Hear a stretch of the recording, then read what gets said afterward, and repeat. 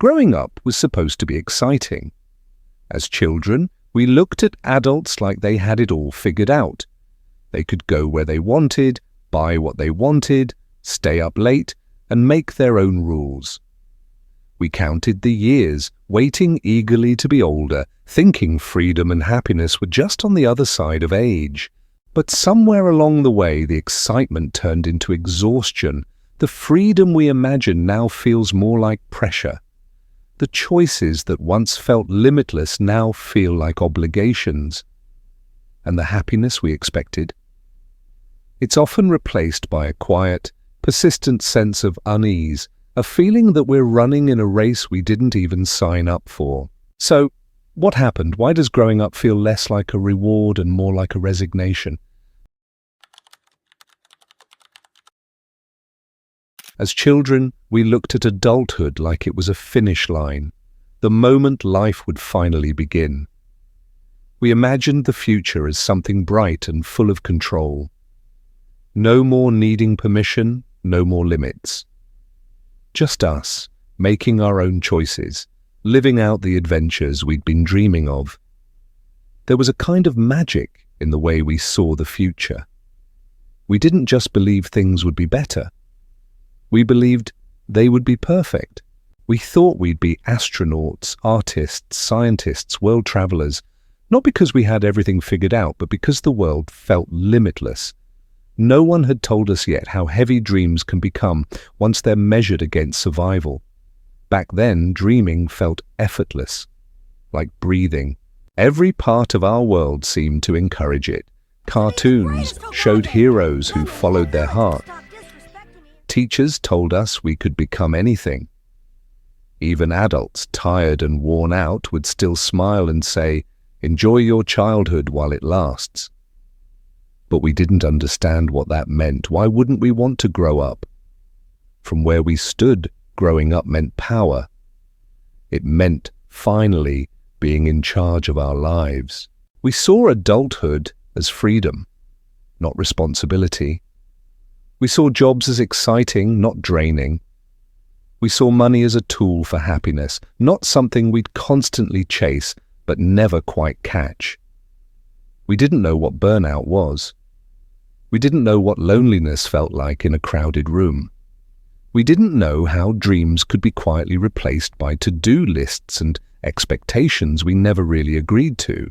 Growing up was sold to us as the destination, a place where we'd arrive, triumphant, with all our dreams intact. But no one told us that on the way there, many of those dreams would be put down, tucked away, or forgotten. Not because we stopped believing in them, but because life slowly made it harder to carry them.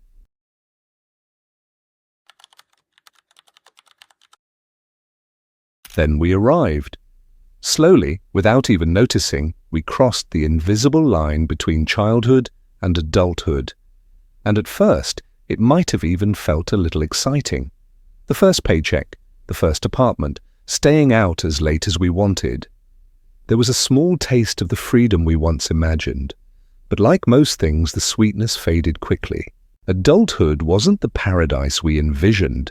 It was something else entirely. Something messier, quieter, heavier. The freedom we dreamed of came with fine print. Responsibilities, bills, expectations, routines. Every choice suddenly had weight. Every day became a loop.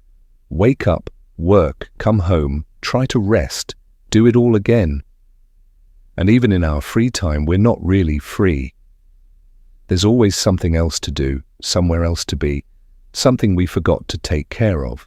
We're told this is just part of life, that it's normal to feel tired all the time, that the pressure we feel is simply the price of being an adult. But what we don't talk about is how much of ourselves we lose in the process. The version of us that once felt curious, playful, creative, slowly becomes quiet. Life gets loud and we stop listening to the parts of ourselves that once made us feel alive. We start to measure our days by productivity instead of meaning. The question becomes, what did you get done? Not how did you feel? Or what inspired you today? Joy starts to feel like a luxury, and rest feels like guilt. We scroll through perfect lives on screens, comparing our behind the scenes to someone else's highlight reel, wondering why we feel like we're falling behind. Even the things we once looked forward to, a career, a relationship, a home, can start to feel like check boxes. And once they're checked, we're expected to keep going. Chase the next goal, level up, stay busy. The freedom we once craved starts to look like a different kind of cage, made not of bars but of deadlines, expectations, and routines that leave little room for wonder. No one tells you how lonely adulthood can be. Not just the kind of loneliness from being alone, but the deeper kind, the kind where you're surrounded by people but feel unseen, where everyone is performing their roles, employee, partner, parent, and somewhere underneath it all, you wonder if the real you is still in there, or if you've quietly let them go piece by piece without realizing it. And maybe that's the hardest part. It's not just that growing up is hard, it's that it slowly, silently convinces us to forget who we were and makes it so easy to never look back.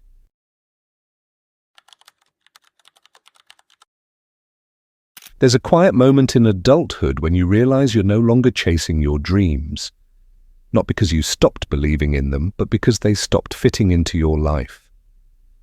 Maybe you didn't even notice it happening.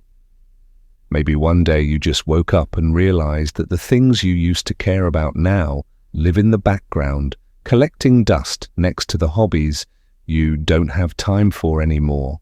It's not always dramatic. Sometimes dreams don't crash. They just fade, replaced by what we call being realistic. We trade the things that made us feel alive for things that make us feel secure. We start to call our passions childish or impractical. We tell ourselves we'll come back to them one day, when we have more time, more money, more energy. But that day rarely comes, because life, as it turns out, doesn't wait for us to be ready. And the world doesn't make it easy. It rewards consistency over curiosity. It praises efficiency over creativity. We're told to specialize, to narrow our focus, to do one thing and do it well. But in doing so, we often leave behind the wide-eyed version of ourselves who once wanted to do everything, who once saw the world as a playground, not a factory line. We learn to suppress the parts of us that don't serve our survival. The musician becomes an accountant, the writer becomes a manager, the artist becomes someone who only creates when there's time, which usually means never. And slowly our dreams, those vivid, colourful things, become distant memories, like old photographs of a version of us that feels both familiar and unreachable. Some people say this is just maturity, that it's part of growing up, that letting go of your dreams is a sign of responsibility. But maybe it's not about letting go. Maybe it's about being worn down. Maybe we don't give up on our dreams. Maybe the world just makes it so exhausting to keep holding on. Because chasing a dream means resisting a system that doesn't always make space for dreams. It means taking risks when everyone else plays safe. It means being misunderstood, doubted, even laughed at. And when you're already tired from trying to stay afloat, it's easier to just let the dream drift away. But even when it's buried, it doesn't completely die. Sometimes in the quiet moments, a certain song, a memory, an unexpected feeling, it resurfaces. And you remember who you were before the world told you who to be. Somewhere along the path to adulthood, we stop asking ourselves what we want and start asking what's expected of me. And even if we don't say it out loud, most of us feel it. The invisible pressure to live a life that looks normal. Normal means finishing school, getting a stable job, finding a partner, getting married, buying a house, having kids. There's a checklist, unspoken but deeply understood. And we're measured by how closely we follow it, even if it doesn't fit who we are, even if it doesn't make us happy. And the scariest part? We often follow that checklist without even realizing we've stopped thinking for ourselves. We choose paths not because they feel right, but because they feel safe, or at least socially acceptable. We compare timelines, milestones, salaries, relationships, as if life were some kind of race, as if falling behind means failing. We get so good at pretending we know what we're doing, pretending we're okay, pretending we want the same things as everyone else, even when we don't. Because the moment we step outside the script, the world starts to question us. Why aren't you married yet? When are you getting a real job? Don't you want a family? And after a while, you start to question yourself too. It's easier to blend in than to explain yourself. Easier to follow the rules than to live with constant doubt and judgment. So we compromise, not all at once, but slowly. We silence our instincts. We tuck our questions away. We shrink to fit into roles that were never made for us. And we call that maturity. But maybe it's not maturity. Maybe it's fear. Maybe it's the fear of being different in a world that worships sameness. The fear of choosing your own path and not having anyone to guide you. The fear of disappointing people you care about, even when their version of success doesn't align with your truth. So we conform, not because we want to, but because we're tired of defending the parts of ourselves that don't fit the mold. And over time, that pressure to be normal becomes a quiet kind of grief. The grief of becoming someone you don't fully recognize, just to make life easier to explain. There's a moment that happens to almost everyone, somewhere between the exhaustion and the confusion, when we pause and wonder, is this it? Is this what growing up was supposed to be? The long hours at work, the mounting bills, the constant pressure to meet deadlines, to be someone we don't fully recognize anymore. Is this the dream we were promised? It's easy to think that we've missed something along the way. Some key moment where we were supposed to feel fulfilled. We look around and see people who seem to have it together. They're successful. They've got the house, the job, the family. They seem happy, or at least they seem content. And we're left wondering, is that the prize? Is that the end of the road? But when we really look closer, we realize something. There's no one perfect moment of arrival, no clear, shining finish line where we finally become who we're meant to be. Life doesn't work that way. We don't arrive at adulthood. We're always moving, always changing, always adjusting to new challenges, new circumstances, new versions of ourselves. The life we thought we would have when we were kids is never fully possible in the way we imagined it. The truth is, maybe we've misunderstood what growing up actually means. Maybe it's not about crossing off every box on the checklist. Maybe it's not about becoming someone normal and predictable, following the rules and getting ahead. What if growing up is actually about accepting that we will never have all the answers? What if growing up means learning how to live with uncertainty, with the tension between who we are now and who we once dreamed of being? As children, we were taught to believe that there was a clear path, a direction, a guide. But now it feels like we're just stumbling through life, trying to figure out where to go next.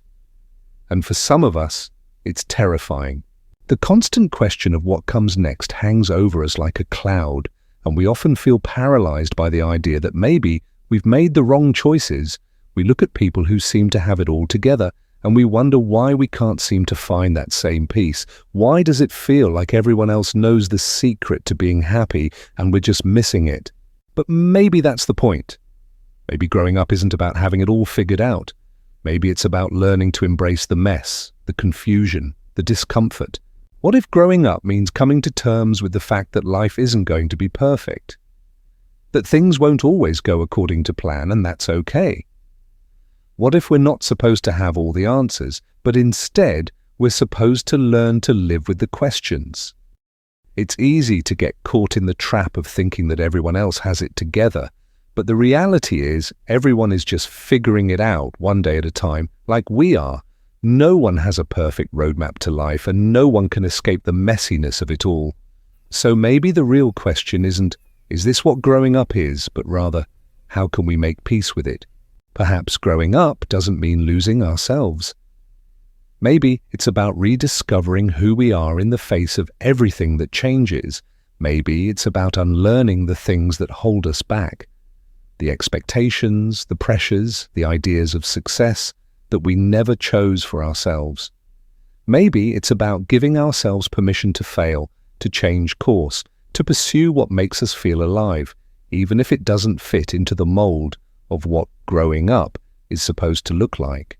And maybe, just maybe, it's okay not to have all the answers. It's okay to be unsure. It's okay to take your time. Maybe growing up is really about learning to let go of the pressure to have everything figured out, and instead giving yourself permission to simply be, to be lost, to be uncertain, to be human.